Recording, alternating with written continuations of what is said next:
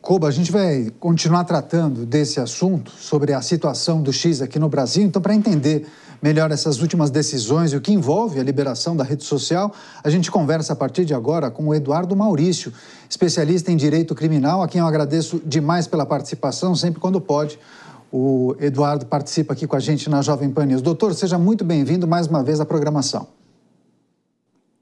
Muito obrigado, cumprimento, Daniel Caniato, Koba, todos aqui presentes, telespectadores da Jovem Pan News. Pois é, falávamos sobre essa possibilidade de liberação do X no Brasil. Houve a indicação ao longo dos últimos dias de uma representante legal, uma advogada, uma representante de um escritório de advocacia, e no dia de hoje uma nova determinação do ministro Alexandre de Moraes pedindo documentos adicionais. Enfim, o que é preciso considerar em relação a esse novo despacho do ministro Alexandre de Moraes, mas sempre reforçando a informação que já havia sido demandado, que a empresa, que a rede social, indicasse um representante legal aqui no Brasil. Foi feito e, até onde nós temos a informação, a advogada Raquel de Oliveira Villanova é quem responde legalmente pela rede social aqui no Brasil. Enfim, a corte demandar novos documentos, novos arquivos, trata-se de um procedimento usual, legal. Quais lhe parecem os objetivos do Supremo Tribunal Federal? Sim, eu vejo que é uma nova decisão que respeita o princípio da legalidade, é uma decisão legal.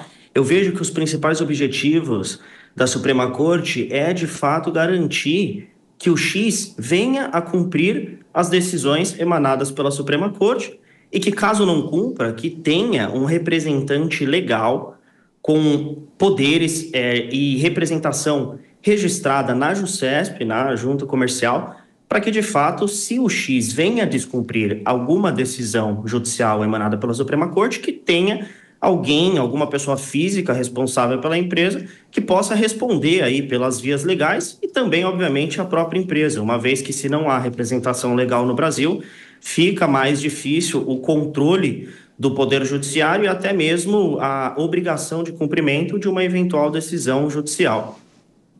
A questão que envolve o X aqui no Brasil, as determinações da Suprema Corte, esse é o tema da nossa entrevista. O Nelson Kobayashi, que é o nosso comentarista, fará a próxima pergunta, doutor.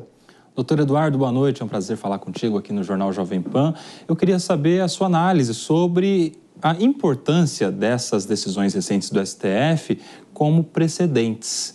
Será que a gente pode começar a se preocupar com outras plataformas que também exercem atividade aqui no Brasil sem representantes estatutários fixados fisicamente aqui no território nacional? Você acredita que isso deva ser uma tendência e isso possa impactar outras empresas também?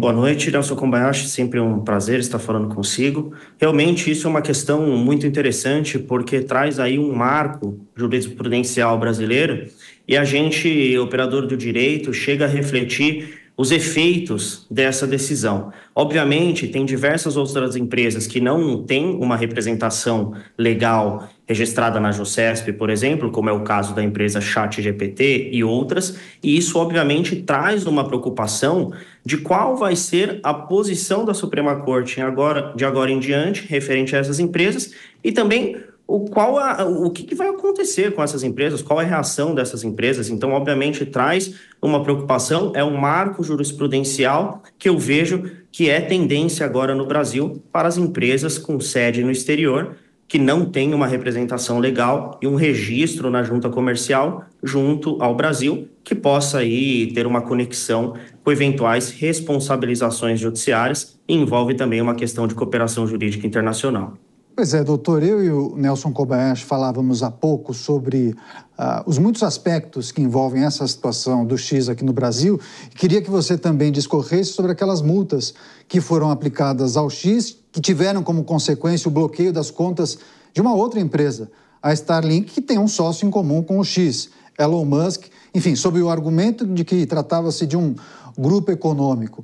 Muitos especialistas entrevistados por nós ao longo da semana, falaram justamente sobre uma questão muito crucial que envolve insegurança jurídica aqui no Brasil, que poderia impactar, inclusive, em novos negócios que seriam fechados e empresas e investidores talvez ficassem com receio dessa situação. Queria escutá-lo sobre essa determinação do Supremo Tribunal Federal em relação à Starlink, uma outra empresa que, em tese, tem um mesmo representante, um sócio em comum, mas são empresas CNPJs diferentes. Eu manifesto aí uma reflexão e uma posição crítica quanto a esse ponto, porque, de fato, embora a Starlink tenha como acionista e sócio Elon Musk, são empresas distintas, CNPJs distintos, e eu vejo que padece aí uma ilegalidade quanto a esses bloqueios, embora esse valor, inclusive, já tenha sido transferido para a conta da União. Traz aí uma preocupação, diante da reflexão crítica desse ponto, de uma eventual responsabilização de terceiras empresas desconexas com outras empresas que possam ser envolvidas nesse mesmo cenário jurídico. Então, traz aí uma preocupação e digo e repito, uma reflexão e uma manifestação crítica desse ponto. Nelson Kobayashi. Doutor Eduardo, um outro ponto que também conversávamos e que quero a avaliação do doutor é a respeito dessa multa a terceiros, a usuários, a cidadãos do Brasil todo que eventualmente tenham acessado a plataforma via VPN. A determinação judicial é de multa de R$50 mil, se eu não me engano, por acesso, por pessoa. E isso, inclusive, foi objeto de uma ação do Conselho Federal da OAB no próprio STF, justamente porque haveria necessidade de em si responsabilizando terceiros, e nessa quantia, inclusive, haveria de se ter o devido processo legal, um contraditório, uma defesa, e não parece ser o caso da decisão que simplesmente atribui multa a terceiros. Qual é a sua avaliação sobre isso? A minha manifestação e reflexão é crítica também nesse ponto, porque, primeiro, eu vejo aí uma desproporcionalidade desse valor dessa multa aplicada, e segundo, como principal, o contraditório, né? A gente sabe quais são os pilares básicos fundamentais do direito, entre eles está a ampla defesa, o contraditório, o devido processo legal, e obviamente isso deve ser respeitado e oferecido aos usuários que eventualmente e supostamente tenham burlado com VPN, possam oferecer o contraditório e tenham direito a um julgamento justo. Eu vejo que esse é o ponto crucial nesse aspecto. Eduardo Maurício, advogado, colaborando com a gente para entender as novas determinações do Supremo Tribunal Federal e também esse imbróglio que envolve a rede social X aqui no Brasil. Doutor, muito obrigado mais uma vez pela participação. Boa noite e até a próxima. Boa noite, Daniel. Boa noite e até a próxima.